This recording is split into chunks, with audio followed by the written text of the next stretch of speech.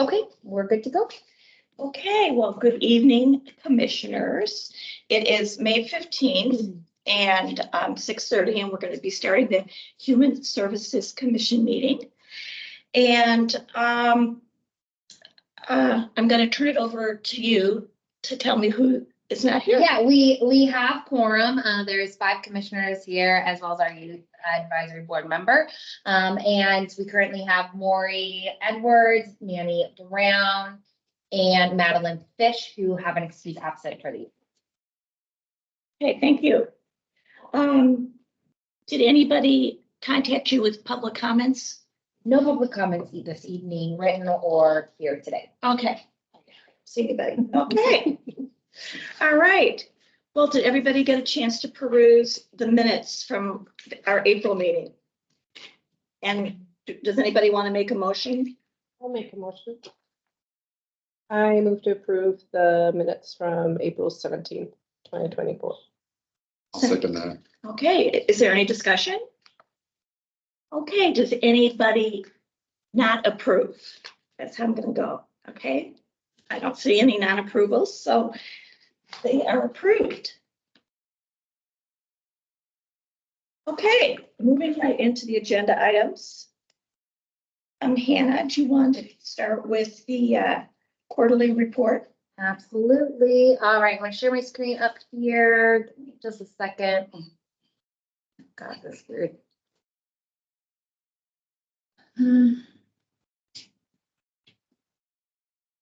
All righty. So this evening, well, first off, commissioners, just want to say thank you for being here this evening. It is a beautiful sunny day outside, for the record. And I just want to say thank you for your commitment to the work that we're doing.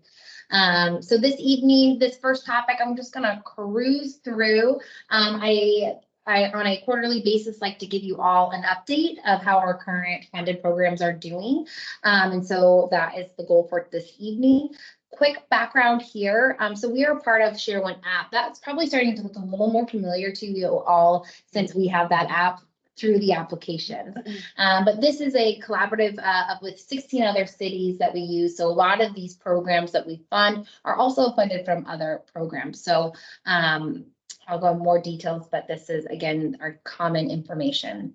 We have 42 programs that we fund as a city for this 2023-2024 cycle. I haven't talked too much about this. It's a little more in the nitty gritties, but just so you all know, we do have, out of those 42, 22 of those programs are non-pooled, which is probably a foreign term to you, but basically what that means is that they have a direct contract with the city of Issaquah. The pooled programs is through the city of Bellevue. City of Issaquah spends money to have some admin work. I will tell you all that is changing for this next cycle. So any programs that we fund for this next cycle will be a directly with the city. Just because they're pooled doesn't mean I don't have a relationship with them. I'm still very much tracking their progress. They're still very much a contract with Issaquah, but it's just more a formality piece of it. Again, normally don't share that because, as you can tell, nitty-gritty information. In our quarter performance update, this is what we like to call desktop monitoring. So this is where we keep tabs of these 4 main items. Are they submitting their reports on time? These reports include the invoice, how much money they're asking for this quarter, and it also is giving updates on how many service units or residents they've served in this quarter. I'm also looking at, is this complete? For this annual, for this quarter 1, what I'm looking for is, are they at least 25% of what their annual goals are? So here, timeliness, this one actually is a record for me. 19% were not able to submit their reports on time. I'm pretty lenient about that, but to me, I'm more concerned because I want them to get paid. I can't pay them if I don't have the invoice. So a lot of more back and forth conversation, a lot of kind of some staffing issues, technical issues to kind of cause some of that. I think just the start of the year, things like that. So just so you all know. Most of the reports were complete though. There were 1 or 2 that I had to kind of follow up with to get some more information. Now this is a little more what I care about are the service units. Did they meet their goal? Are they at least 25%? And so 14% are not. They still receive payment if they don't reach it, but we are tracking that. We fund based off of service units. So I try all that I can to make sure our organizations get paid through extra support or if there's exceptions that I can make. So the programs did receive payment in full for their quarterly requests, but just there are going to be a few programs that I'm going to be looking at closer, keeping tabs on. And the good news is a lot of organizations are meeting their residents' goals. They are seeing a lot of residents. A few things that I want to highlight here. Then in our reports, there's an area that there's a narrative where I like to learn more about what's going on. This is a place where they can tell us what are their challenges, what's going well, share a story. So a few trends that I want to share with you all. I was really happy and excited to hear that there was just an increase of staffing and new hires and positions filled in Q1 when that last year was considered a huge challenge. So to hear, that there's some changes and movement forward for nonprofits is really encouraging.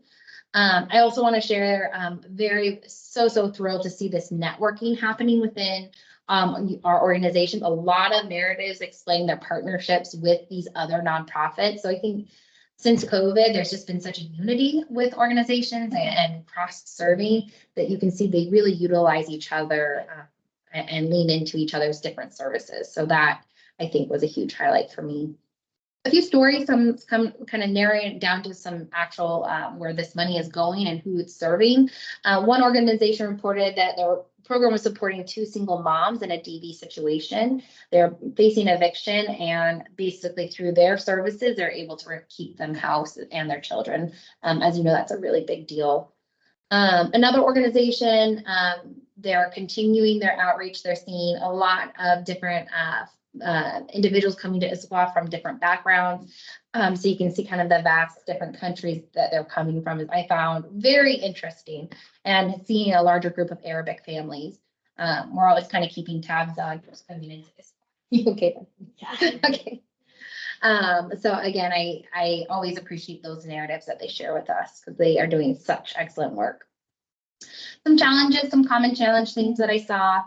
Basic needs continues to go up. A lot of organizations reported just more insecurities from residents, which also includes rental assistance. So that's your quarterly report. Just so you all know, we'll do another Q2. I know we're kind of going to be knee deep in our applications. That's going to be our focus, but I also want to keep tabs on how our current funded programs are doing to keep you all reported on that. So come July, I might actually, July 15th is when their report is due for Q2. And then yes, September is when we'll kind of, so you can see it's a little bit of a stretch based off of our other agenda items. But just so you know, that's always on my radar. Any questions? It was quick. If it was too fast, I can slow down. I'm just very excited for our next topic. Any questions about how our organizations are doing? Hey, Lucrecia. Can you go back to the slide where you talk about service units? Sure. And can you, if you have the time, Hannah, explain a little more deeply? Because it seems like it's hours for some and Yeah. something else. Yeah, wasn't really sure I could follow. No Thank problem. you. Yes, let me share my screen one more time for you. Sorry, I ran through this one, and I know that Lucrecia, as our new commissioner, welcome. Very excited to have you here. This is service units are based off of what we contracted with them. So when in the beginning of the funding cycle, I work with them individually to say, okay, so your program is doing this, but now let's create what we call scope of work. In that scope of work, we determine what services are you going to be providing for that funding that you are receiving, and what's proportional to the funding of the service units that you're providing. Obviously, organizations vary. Some are shelters, some do case management, some provide employment services, some provide rental assistance. So service unit is kind of the general term we use when we talk about all these different services. And since every single contract and scope of work is a little bit tailored and different to that organization and how they plan to serve Issaquah residents. So that's why you can see it's a little bit lengthy, but maybe that helps make sense of what kind of outputs that we're looking for. So I have a Okay, question to piggyback on Go- Lucretia. go. So like the food bank, what is their service unit? Their service unit is number of individuals who utilize their services. So, Okay. so there's some have one service unit that we're measuring. Some have up to 3 service units that we're measuring. And so that one we're measuring, it's considered food services, and we measure it through the individuals that come in, which is different from the residents, because residents measure unduplicated individuals who are utilizing these services, where the service unit will be how many times is one person coming in, how many visits rather. I didn't mean to interrupt you. I was just hoping that that would help a little bit. Do you have anything more you want to ask about? No, it really helped to clarify.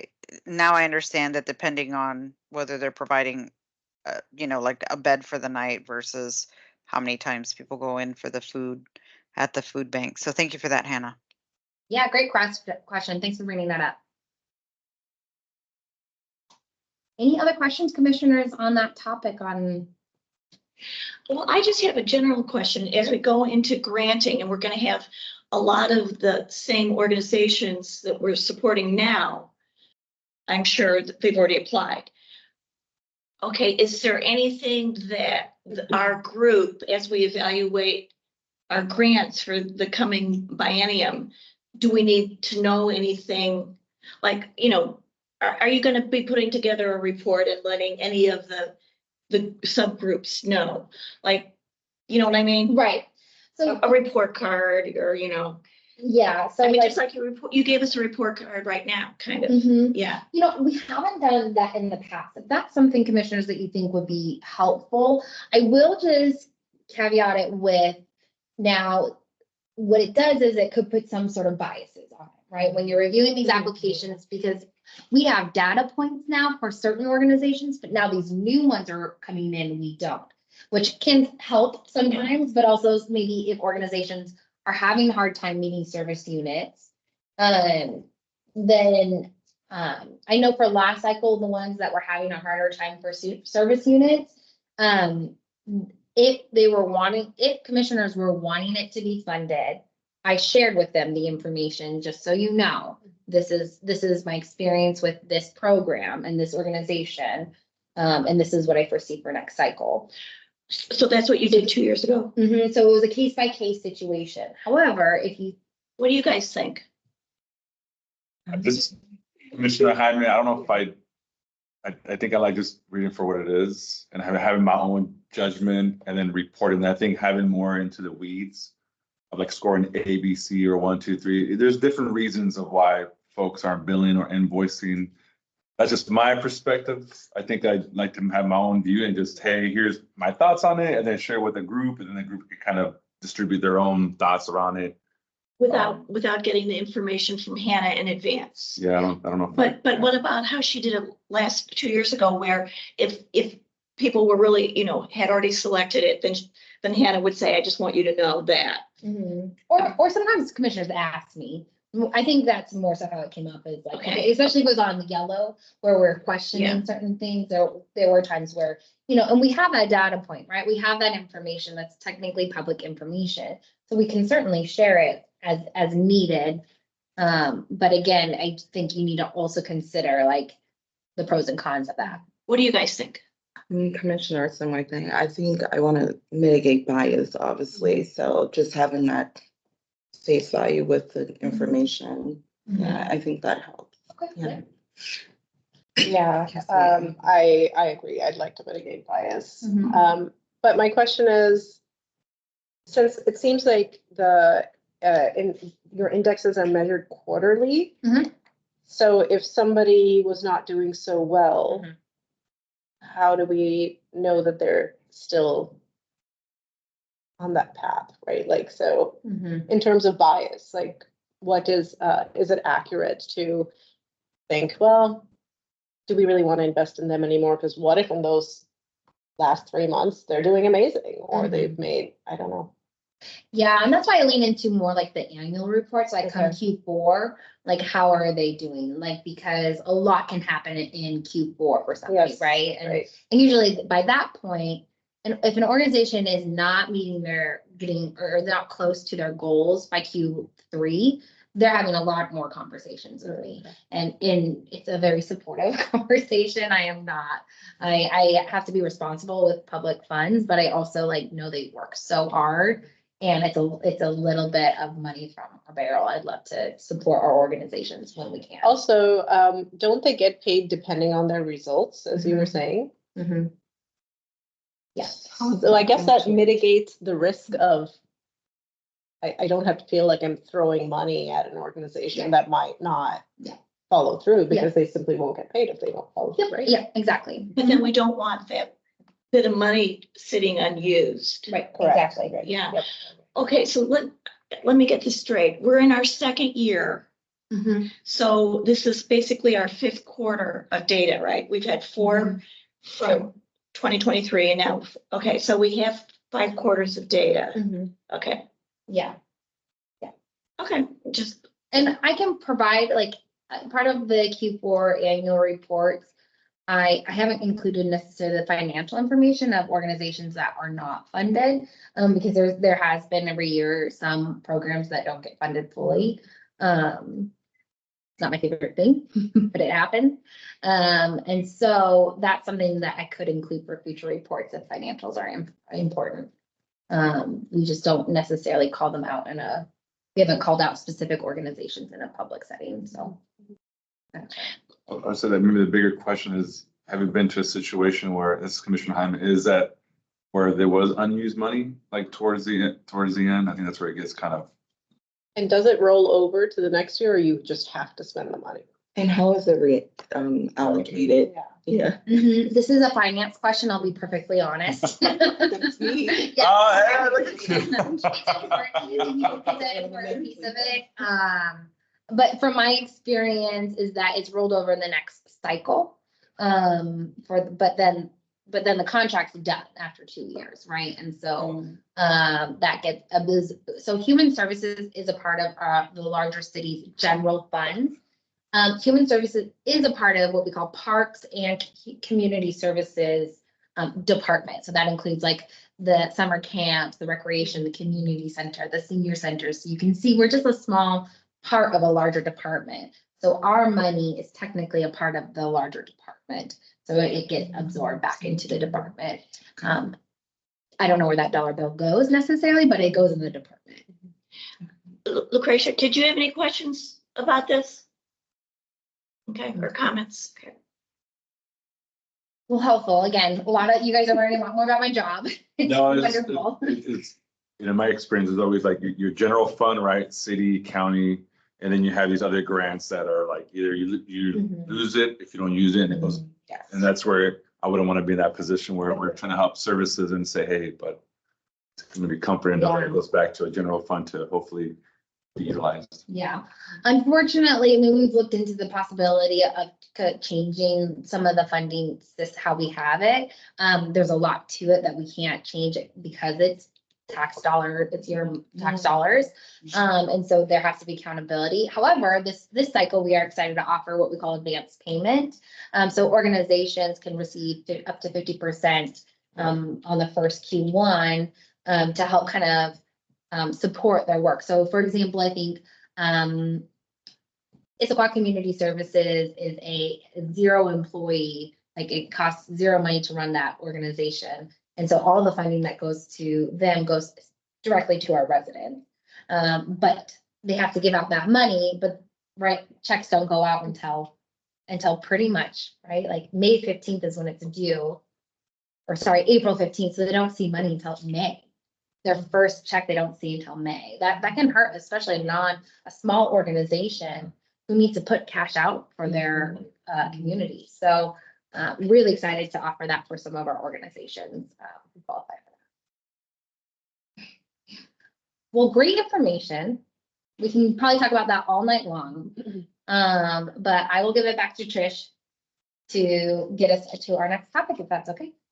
Well, I think I'm just gonna toss the ball back to you. We're on B now, right? Application review. I'm still sharing my screen there. Lucrecia, how you doing over there? Virtual attendee, thank you. Okay, so kind of where we are at right now is our human services grant. So this presentation, my end goal for this presentation is by the end, you feel much more confident and have a better grasp of what this review process is going to look like. I feel like last month we went kind of more a little high level, kind of a good introductory of what we're about to do. This is now where we're going to get in more details of the process. And so I will give you a lot more updates and a lot more information. So here, these are the numbers that I gave last time. In such has changed, but initially we received a total of 99 applications from 63 organizations, $2.1 million plus in request. Since reviewing the applications, though, we have identified 4 organizations that do not qualify for the review process. So we have eliminated the first 2 here are organizations where it simply was just a mistake. They clicked the Issaquah box, but there was not an application. I confirmed with these organizations that was the case. So we're removing the first 2 from Bright Spark. You'll see Bright Spark again because they applied with 3 different programs. And then Consejo Counseling, they did not need to select Issaquah, so those 2 were in error. And if you also remember from last meeting, we had 3 or a handful of organizations who did not meet requirement because of the minimum amount. 2 of the 3 agreed to increase their the amount to the $5,000 minimum amount. Families of Color Seattle were appreciative of the offer but declined. So they would keep their amount as is, which therefore disqualifies them. The other one was kind of interesting. I've never heard of this organization. They applied to multiple cities. It's called We Care.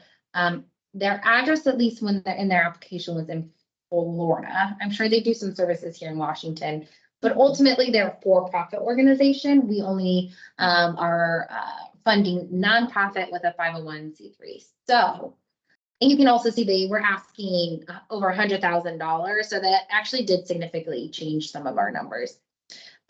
So those 4 were eliminated from that. So therefore, this is our final number here. We have 95 applications from 60 different organizations of just shy or just over $2 million.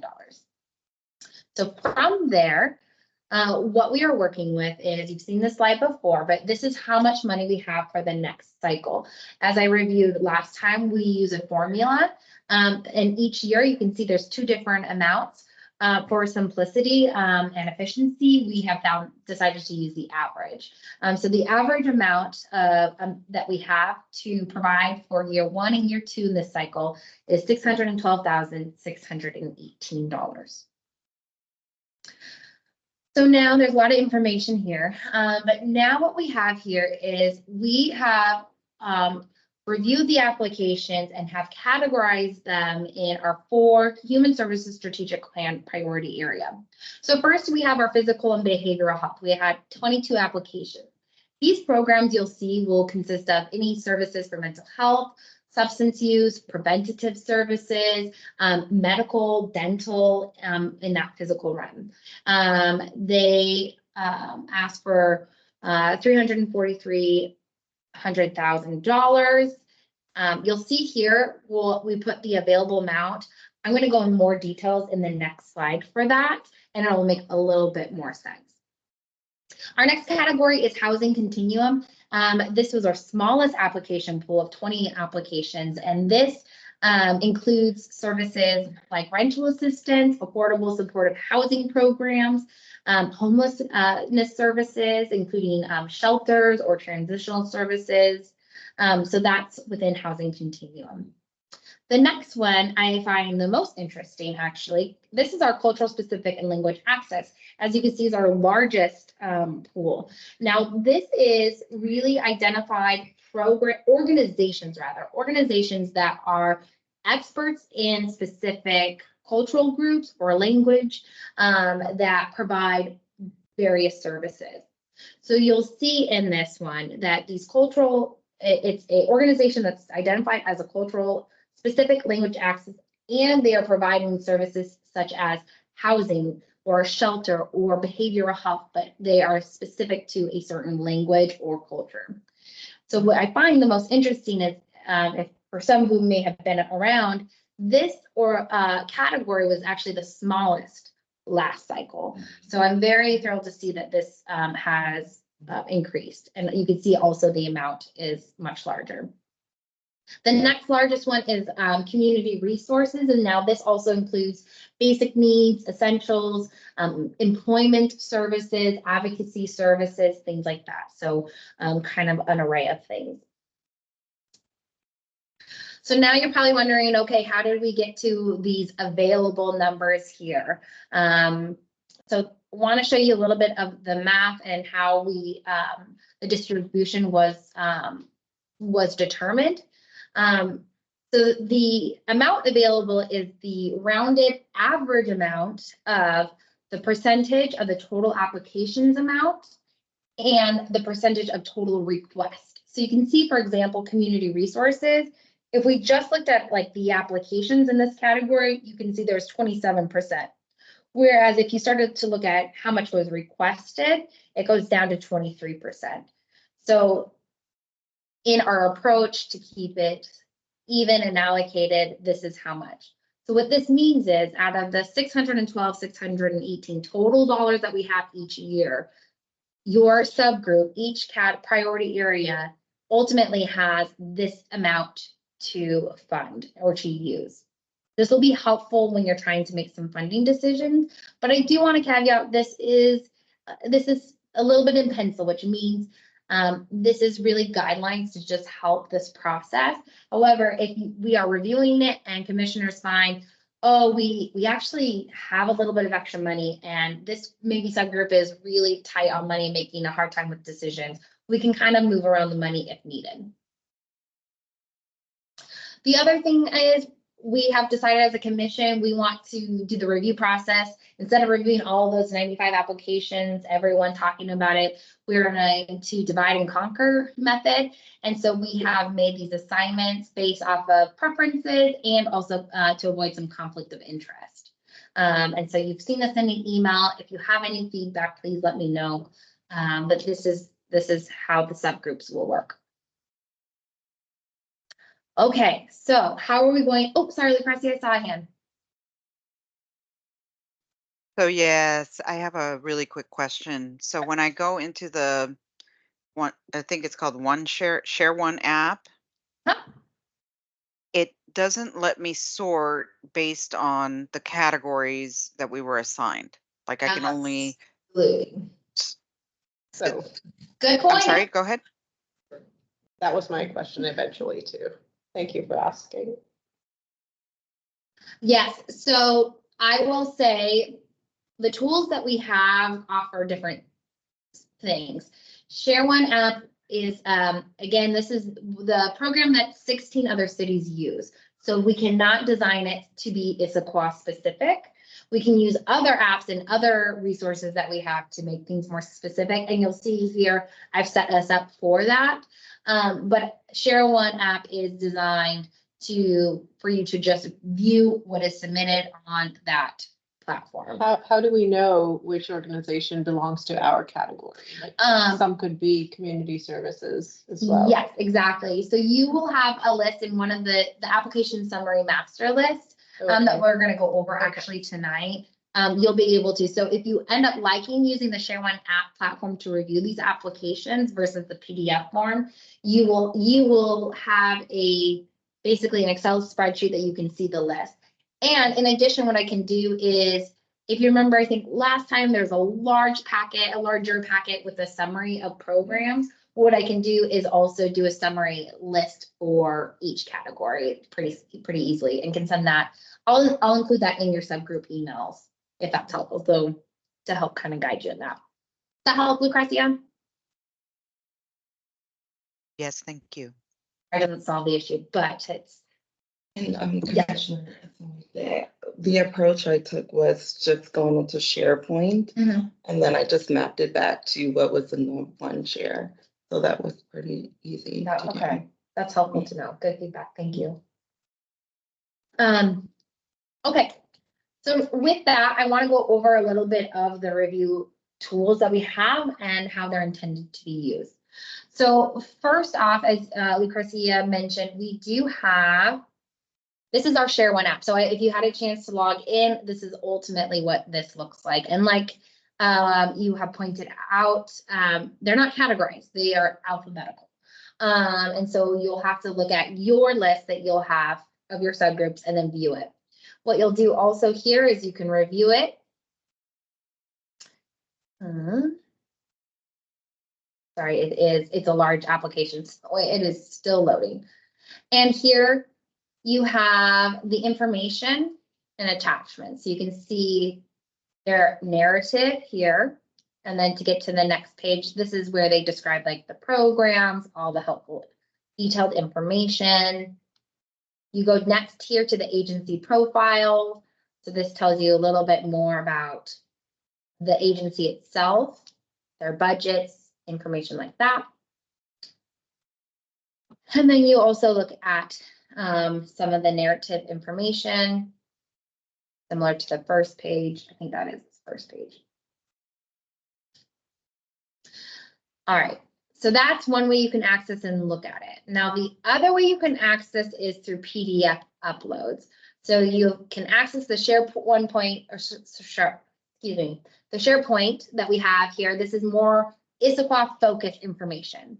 So here you can see I categorized it by folder. So if you're in the community resource, for example, you can go in here and I took the next step and it'll make maybe a little more sense after I show you the other tools. And then I've also put it in other categories. So the food and basic need applications are all put together.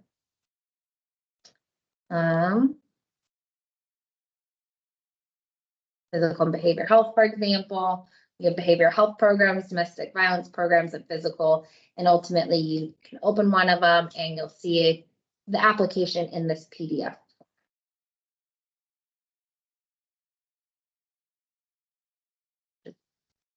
A larger document of what you can see online. So this is more about your preference on how you like to view it, but both are, I think, helpful tools to be able to access the applications. I'm a little more partial to the Issaquah specific one because it's Issaquah specific and hopefully sets you up for success for that. With also I included the review tool cards that we'll go over. So we have the applications itself as one of the tools. The other thing I want to help orientate us to is our human services strategic plan. Now that's a lofty 100-ish page, lots of pictures I will add, but I don't expect you to read or know that very well. However, what I want to implore you all to do is to look at this summary. The summary really is what I pulled from our strategic plan. And I want to encourage you before you start really diving into your applications, orientate yourself to our strategic plan. It is very easy to start looking at these applications and go based off of your feelings or, oh, I like this organization or I like this person or I don't know these people. But that's not how we want to be funders. That's not how we've been trained. We want to be guided by our strategic plan, which is a data-driven plan that really identifies what our community needs are. And the goals for our funding is to support those needs. So here, this is ultimately, it looks long, but this is ultimately going to be a 2-page read for you. This first page is really just to give you kind of the high level of, hey, what is a strategic plan? What is our funding process? And how are we supposed to use these grant funding? The next page really is just a highlight of our strategic plan, some definitions, who we're serving, that mid-year review we had. And then this is where you just focus on your specific subcategory. Now, this is just the copy-paste version of the strategic plan. So this helps us, okay, how do we define it as a city? When we did our needs assessments and interviews, which is a very lofty process that we had, what is a summary of that community need? What is our goal to address this need? and what's our strategic approach and some specific actions that we want to see. I think, again, that will help eliminate some biases that I think we all naturally can have in this process. If we have a written data formula that we are saying, hey, this is what's important to the city, and we have a strategic plan and a roadmap to follow. So I encourage you to touch the application, know how to access it, start off by getting orientated with our strategic plan. And then our next tool here is our review card. Now, this review card is similar to what we used last cycle, but it's been a little vamped up. This is an important piece to our review process. We have the green, yellow, and red version, and basically this is saying green, yes, I want to fund it. Now, read through this. What makes it a green? What makes us want to fund a program? And you see here, it's a program that is clearly under our priority focus areas. That it's clearly serving a population that has been identified in our strategic plan, that there is alignment within the strategic actions, that the description of the program and the services actually pertains to what we need to see here in Issaquah. Is it close? Is it local? Is it easy to access? Do they have virtual option? Is it going to be accessible? Because there's great programs out there. Don't get me wrong, that it would be great to fund, but we need to focus on what's going to make the most impact in Issaquah. And do they have an equity focus? That's a very important piece for our city is, does their leadership show diversity? Do they serve diverse populations? As well as what kind of program impact are they going to make? And of course, their budget piece is important. Some of the pieces that will maybe put it into right category of no, we just cannot fund them. They're great, but we can't fund them, they're not aligned to our strategic plan. It feels like it's a duplicate type of service. The application doesn't make sense. There's some incompleteness pieces to it, which there are some applications that have some missing information. So that would be an example of that might put something in a red category.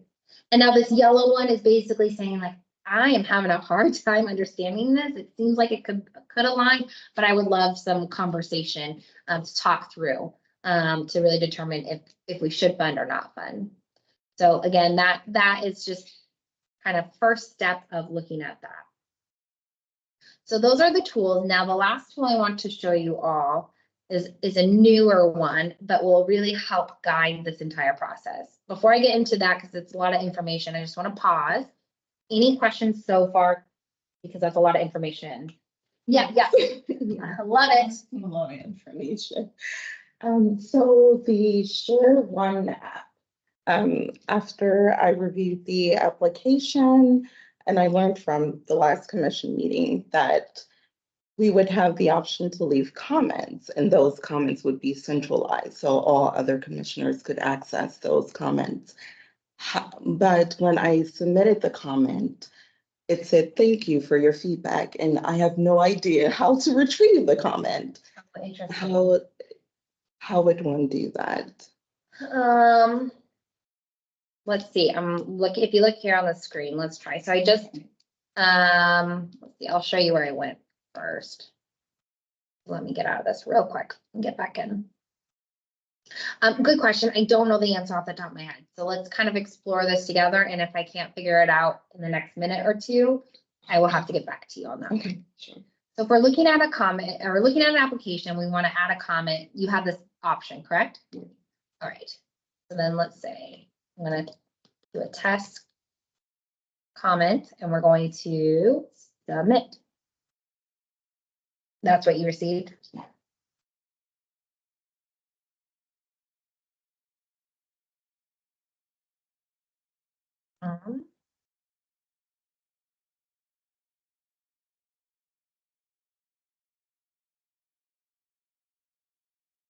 Just gonna go to the homepage and see if there's an option. How do I find additional form?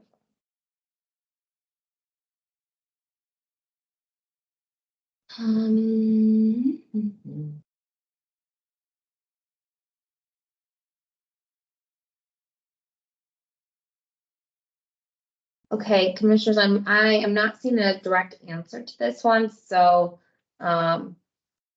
it might, my initial thought is that, we have the view only option. So I thought we would have access to the comments, but maybe that's part of our accessibility with that. So I just need to ask our, main point person for this. And my second question is, I guess where the comment is transmitted, because I want Right. to make sure it's not going back to an applicant or Oh, Agency. wondering who the end user is of the comment too. great question. I will not leave any more comments. Right. That's a great question. I'll see where it goes and then how to access the comments again. Yeah, I don't, that's a good point. Lucrecia, you had your hand up. No? Okay. I did, but I changed my mind. Very good. All right, let me keep going, and then again, more questions. This might help, or more questions, who knows? Okay, so this is another tool that you can access on our ShareOne app here. And so this is a format that if you make changes on it, it will stay, so everyone has access to the same thing. So what I recommend is maybe downloading your own version of this if this is the tool you would like to use. This is a tool as a subgroup we are going to use. And so now let me go through this real quick. This ultimately is a summary of all the applications with the intentions of filtering it. So what I will do when we are meeting as a subgroup is I'm going to filter it based off of the subgroup we're looking at. So physical and behavioral health will be in our example. So here we have, let me show you the categories that I have done this. My intention of creating this, it looks very lofty, but really my intention is to make your application review process more efficient and have all the information that you truly need right here. However, the application is important to review. The details of that is important, but this is specifically aligned to the review toolkit, the red, yellow, and green toolkit of what puts a program in those categories. So first here we have our agency. We have the program name. Now this is our priority area. So this is how we're ultimately going to filter it. So as a subgroup, we're going to look at this. This is the subcategory. So what I've done is we have our priority areas, but for categorizing them, you'll see, for example, physical and behavioral health. There's 3 different categories. I want to see all the programs that are more specific to physical health or more specific to behavioral health or more specific to DV type services. Now, the next column here is copy and paste from the application of their program description. So this is my categorized, but this is from their application. So important to read. I also created a column for us to look at the population. This is a very generalized a category. They didn't all perfectly fit in these categories, but choosing the best one fit. Hence why you can see from the app, I think it's important for you to read it from their description. I will make a note here, target population. I notice a lot of applicants provided a lot of really important information about their program. Yeah, it was a very interesting tactic to me. I hadn't seen it before, but I encourage you to really not just read the program because sometimes that was pretty slim, but the target population had a lot of data and detailed information. So I included that there as well. The next columns here are, I think it's helpful that we also track how much did they request last cycle and were they funded? For example, you can see like this organization asked, but then was not funded. Did we fund them or not? And then how much are they asking for this cycle? Another piece that I included was accessibility. Where are they in Issaquah specific type location? Is there an Issaquah site? Are they virtual options? Or where they're located. So this is really to be a very kind of guided summary tool that we will use in our subgroup meetings that you will see make sense. Did you say this is new this year? Did you say that? This is new where we used a very similar tool last year Yeah, in our subgroup meetings, but this is something where I am. you added more columns or something. More columns and giving access to our commissioners to make sure you have access and potentially can use this. And the intention really is to help the process be more efficient for you all. So back to this real quick.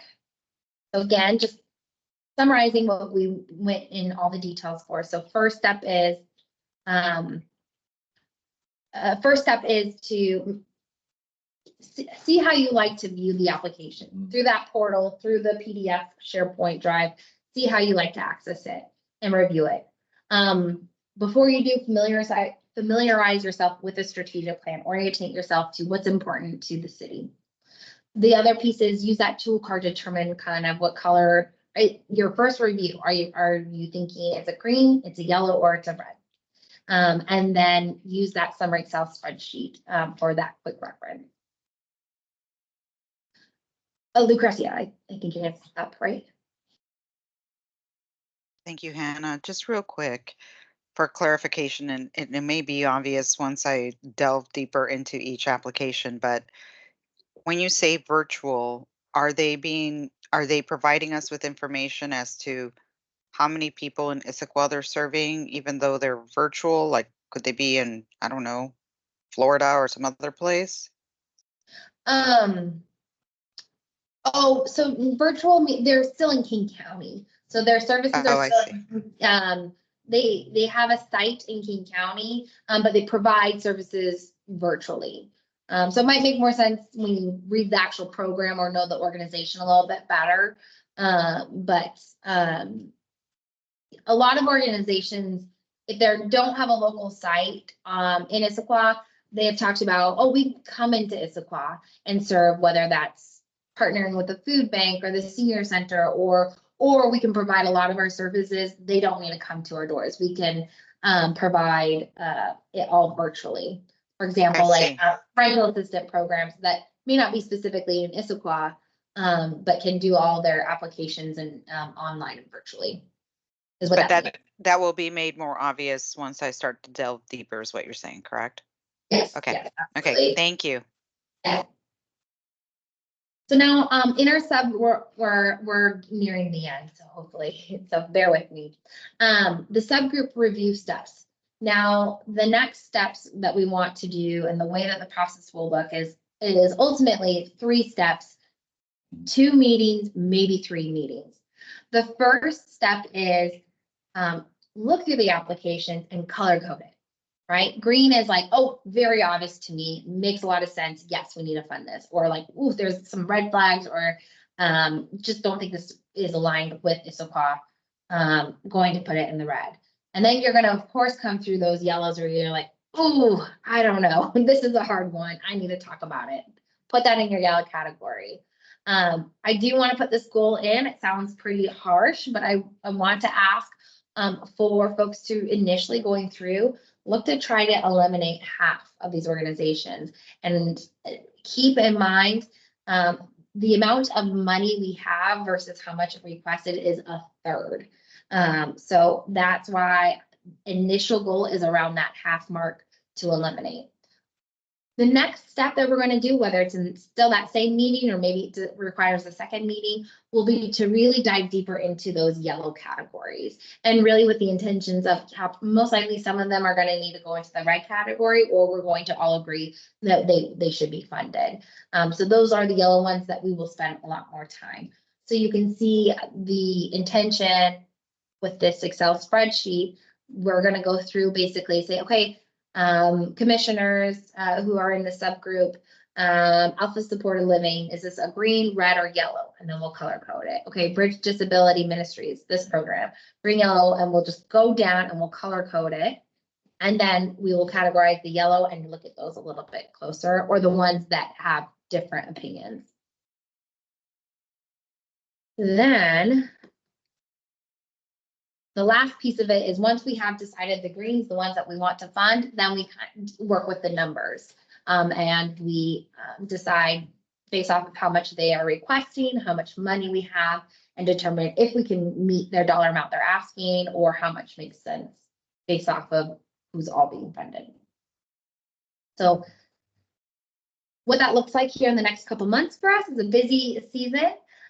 So between now and mid-June, you have about a month to review your subgroups. So some groups are 20, some are 27. So I try to make it as even as possible, but that's what we're working with. So the goal is really, you will be having your homework here in the next month. Come mid-June, you'll be hearing from me before then to schedule out our first subgroup meeting, and I'll probably also try to schedule our second subgroup meeting, and then we'll see if we need a third. But between June, mid-June, and our next commission meeting that we will be meeting,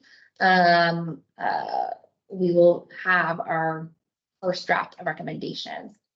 As we've noted before, we will not have a June meeting. It falls on a federal holiday, Juneteenth, but also you can see we'll be seeing a lot of each other, so it'll be a busy month still.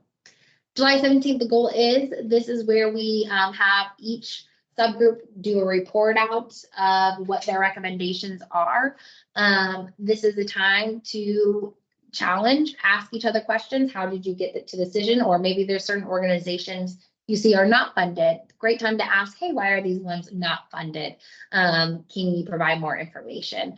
I do encourage you to trust each other, that this is, you all have intentionality, you're all here for a reason, and that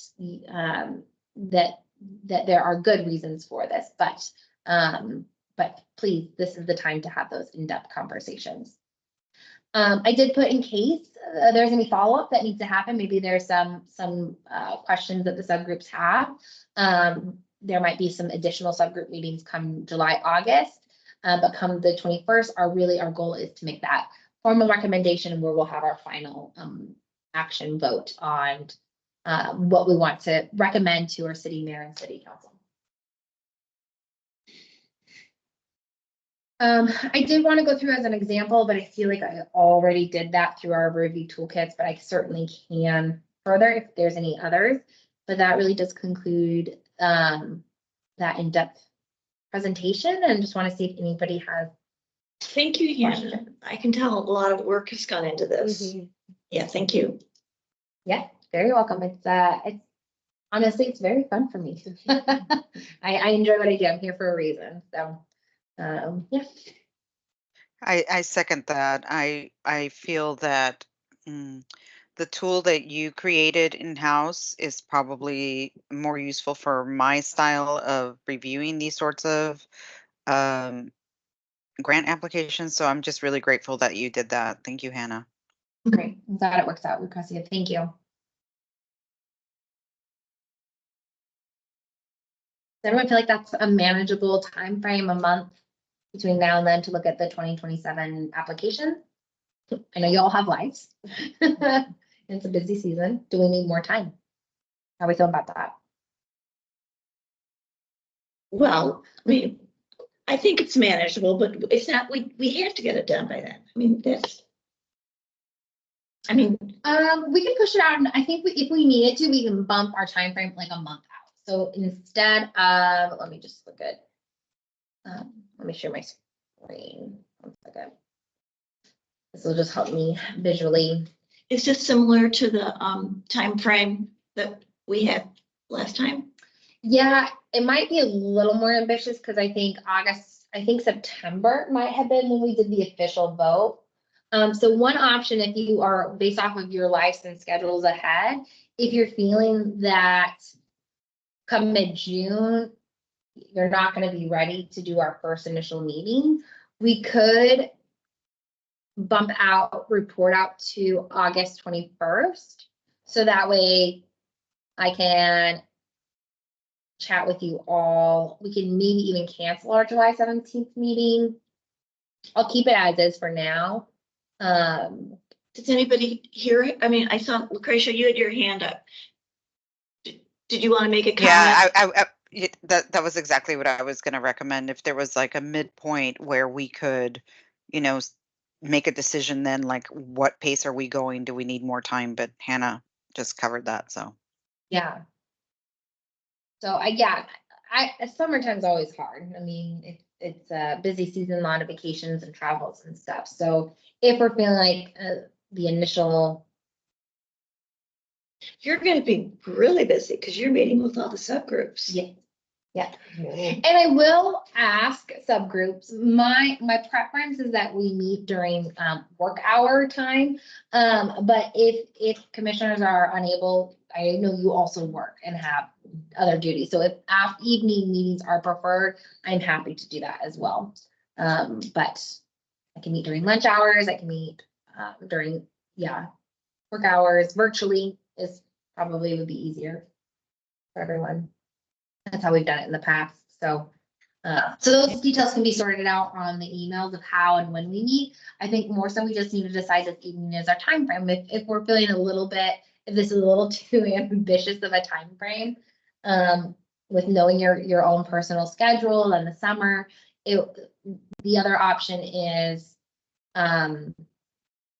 basically we could start our first meeting, after the 4th of July or mid-July even. Gives you an extra month. I'm game with us sticking with this. You got to? Yeah, Yeah. I just kind of prefer diving in. Yeah, Yeah. Yeah. Yeah. For sure. Again, I can't emphasize enough, just like being able to, in the middle, say this is too much or whatever, than to start later. Yeah. I agree. yeah. Why don't we give this a go? And if we're finding like we're having a hard time getting meetings scheduled, for example, our dear commissioners, Manny and Maury, are on vacation right now. So I'll be meeting with them. They're in a group together. So it works out nicely. I'll be meeting with them probably a little more down the road. So I can tailor it to each subgroup and what those needs are. And we have a buffer. I think we'll give ourselves, we'll follow this, but then we know we have a buffer and there's some flexibility because we all have lives. So very understandable. So I should probably pull this up on my laptop, but just my eyes aren't very good. So in 2 months, when we meet, summarize again. Okay, great. You blew it up. So when we meet in July, okay, So this is our regular Human Services Commission meeting. right. The goal is to have our decisions made at the subgroup level. That would be the goal. But it would be very rough draft. So maybe at this point, you're not sure about money or funding, but or maybe there's the yellow categories and just since they're small subgroups, the two of you are having a hard time deciding and want to lean into a larger group. That would be a great time to, let's say, Okay. let me bring it to the larger group here and have a discussion. Okay. Please note that these are public recording items. So like we want to be very considerate about talking about our nonprofit organizations. But those are a great opportunity to talk to the larger group. So yes, so that would be the goal, is to kind of have the initial, and maybe it's not like a final recommendation at that point, and that's okay. But that would be essentially the goal.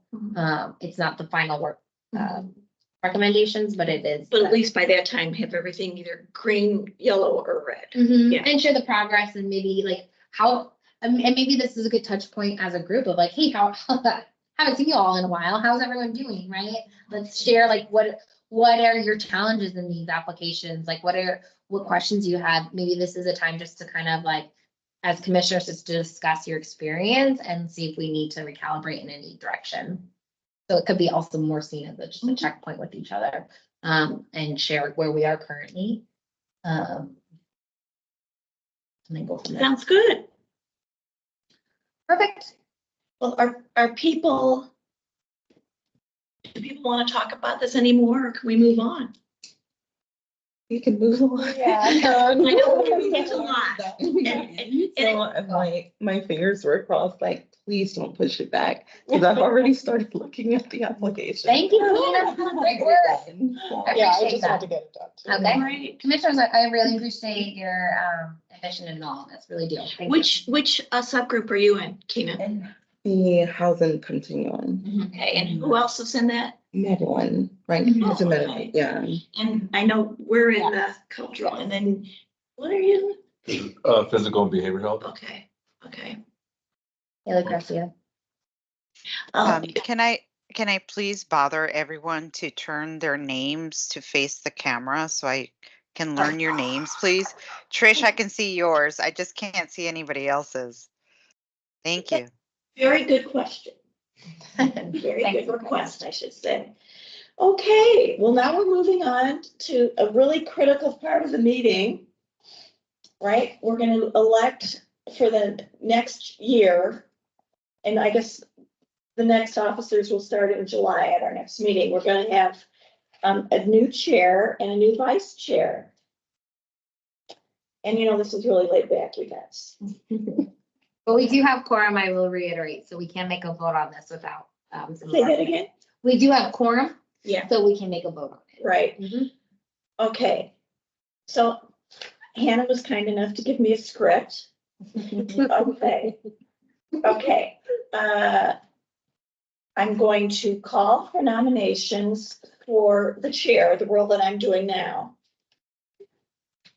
And when all the nominations have been made, I will close I'm reading the script. I will close the nomination. If only one nomination is made, the member will be considered elected to the position by unanimous consent. If multiple nominations are made. Okay, do we really want to do this? No, you're good. We can move forward with the nomination. I'm reading the script. Okay. I think we'll just see how it goes, okay? Because I mean, you know, this is such a laid back thing. Okay. Do we have any nominations for chair? I do. I have a nomination. I'd like to nominate Jaime, who's been my loyal vice chair for this past year. Does anybody else have any other nominations for chair? I can nominate Jaime too. He's done a fantastic Okay, job. so So we have a great. second from Tina. Oh, we have to have a second? Or no, sorry. No, we do not. Okay, well, so, So document that. Yeah. I mean, it's voted twice. okay, if only one nomination is made, which is, I guess, right, we're gonna, okay, so Jaime. Congratulations. So I'll do my best. Do my best. Okay. Okay, now we get to repeat this for vice chair. Okay, the same thing. I'm gonna call for nominations. And if only one nomination is made, then that member will be considered elected to the position. It's nice that we don't have to vote. Mhm. I mean, you know, it just should be, yeah, yeah. Okay, do we have any nominations for vice chair?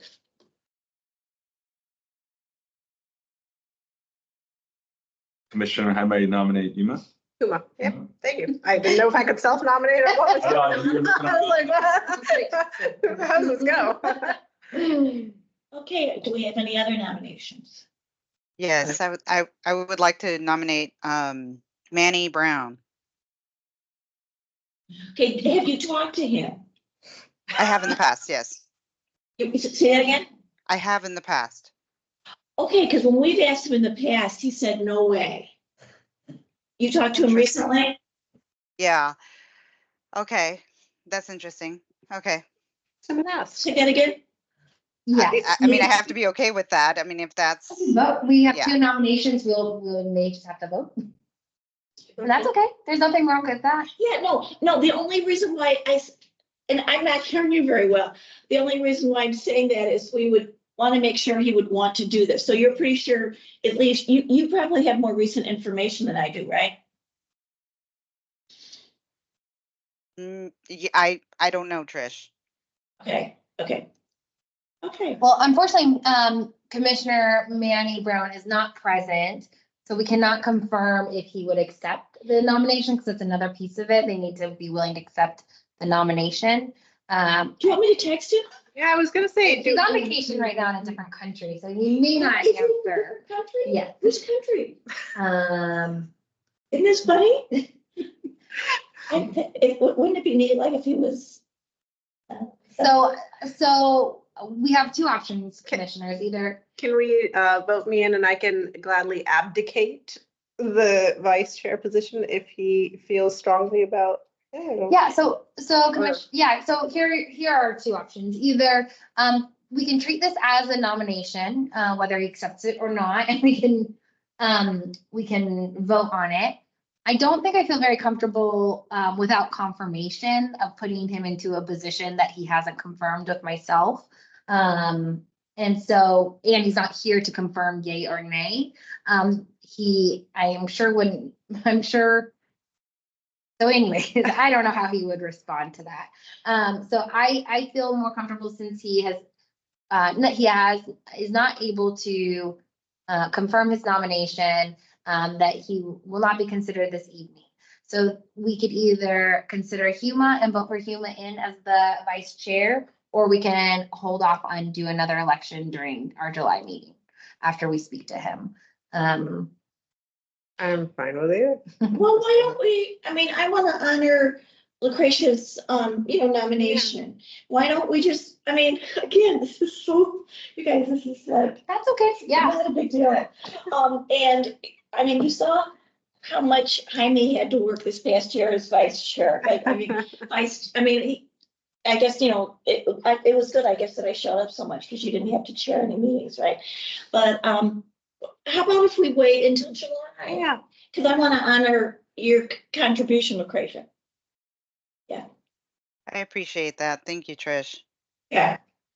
Great. Okay, thanks for bearing. This is a first for me, so I appreciate you bearing with me as I try to figure out how to navigate that. Lucretia, thank you so much for your nomination. I will follow up with Manny and we will complete a vice chair voting for our next July meeting. So I will not forget. But we will move forward with Jaime's nomination and selection for chair. So congratulations. We're very excited for your chair role starting in July.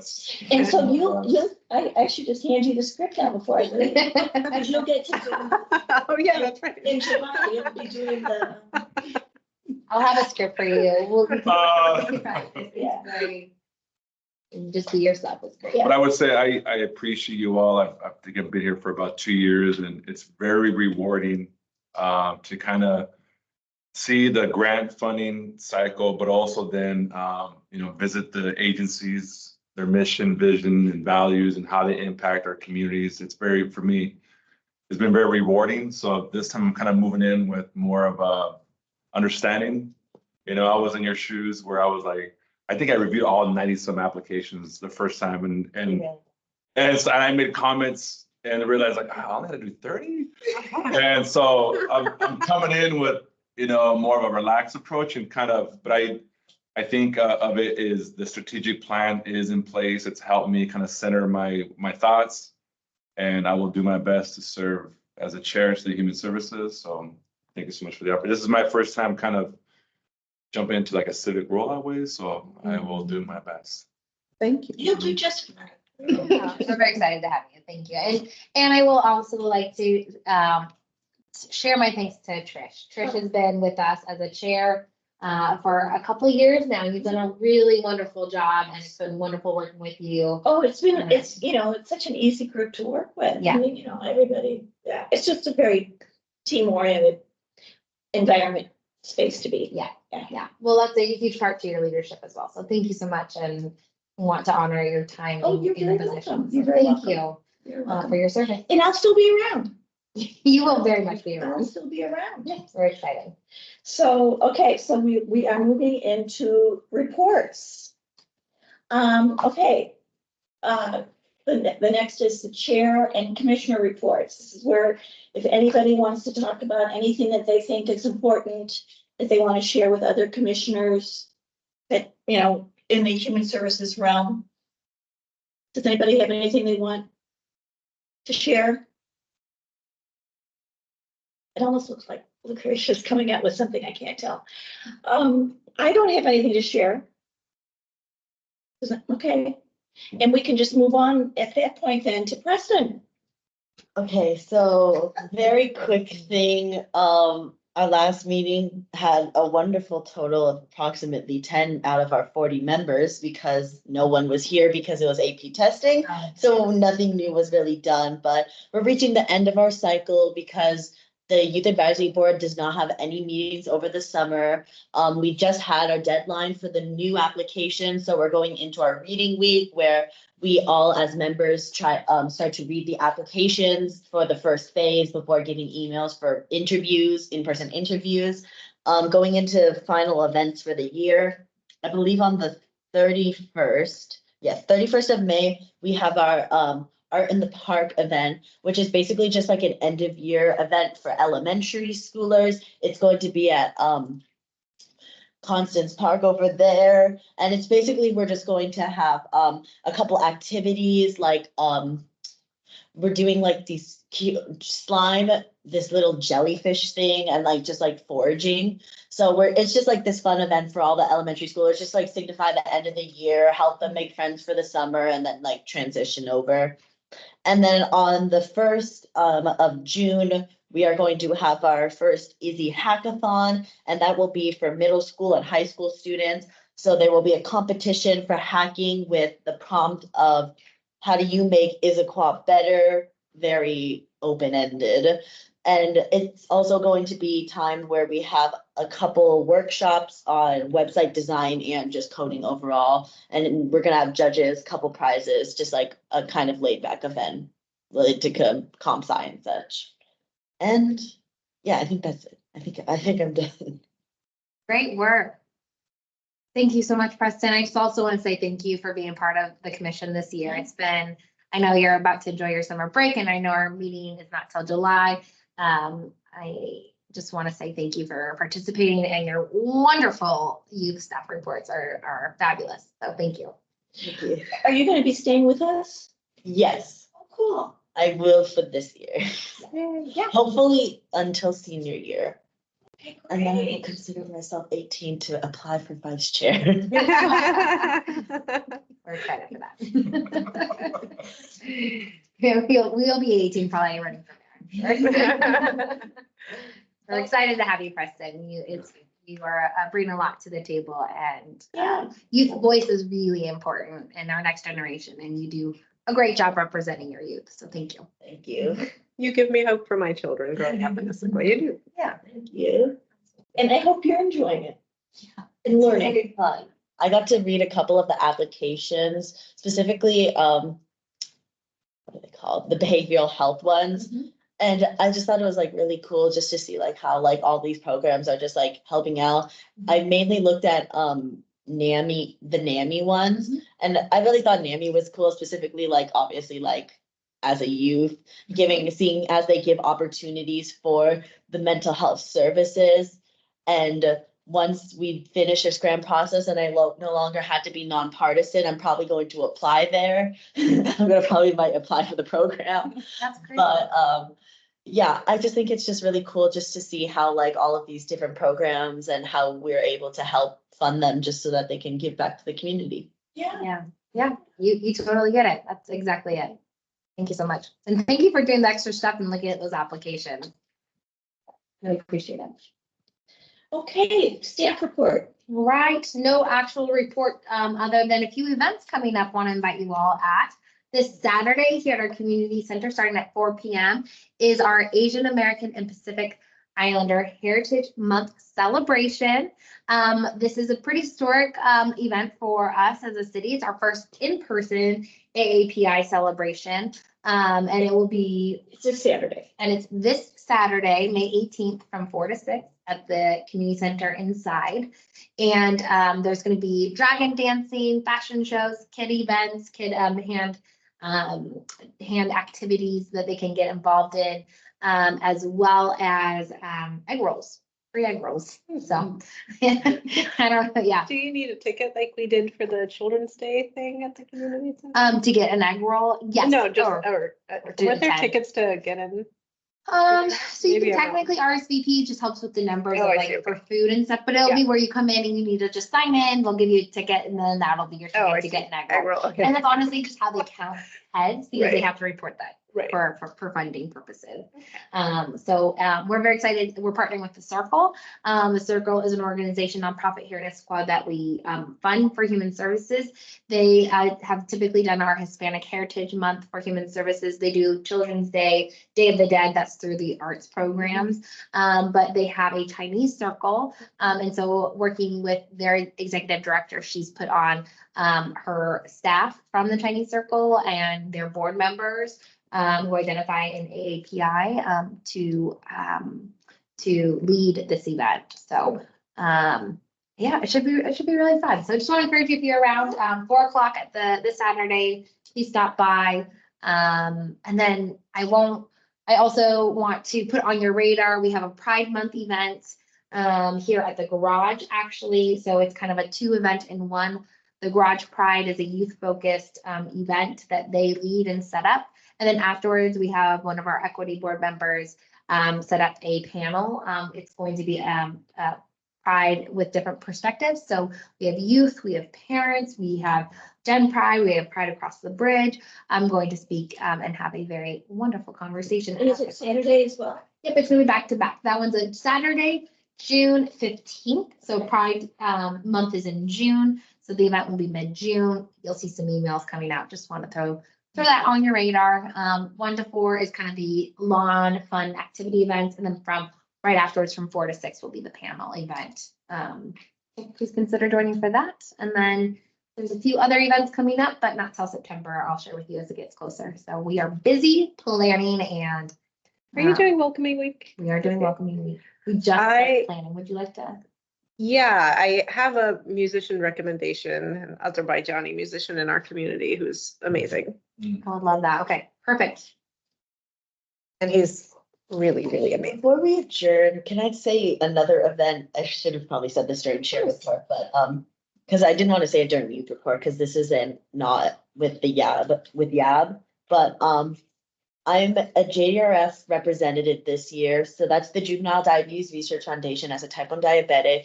And on Sunday, we are holding our Beat the Bridge event. So a deadline to apply is this Friday and it's $30, but it's to a really good cause because all of this money goes to type 1 diabetes research and going to a cure, funding different treatment programs and just a ton of different research. And it's this really good thing.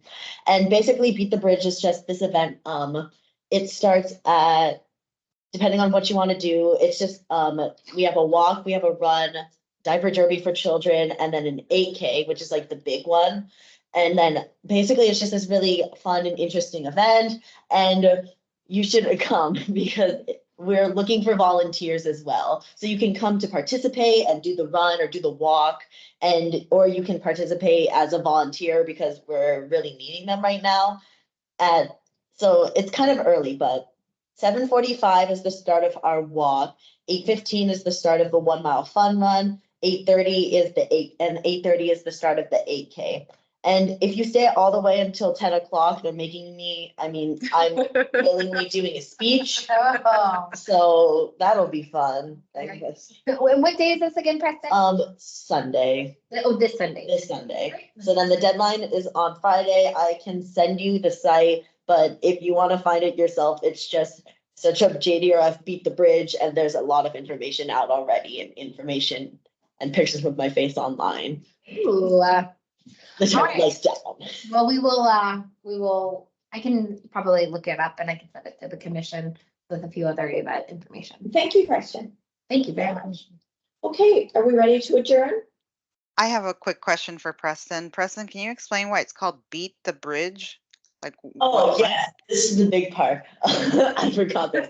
So Beat the Bridge is because in the 8K, so basically it starts at University of Washington, like the campus, like the stadium, and then you keep running to, if you know where it is, it's University Bridge. And then you keep Yes. running there, and then it's I don't know how exactly long it is, but the goal is that you like beat the bridge because at a certain point the bridge goes up and then everyone has to wait up. Everyone has to wait until it comes back down. Oh, But it's like festivities, so it's not like if you meet the bridge, everyone's just like, well, that's too bad for you.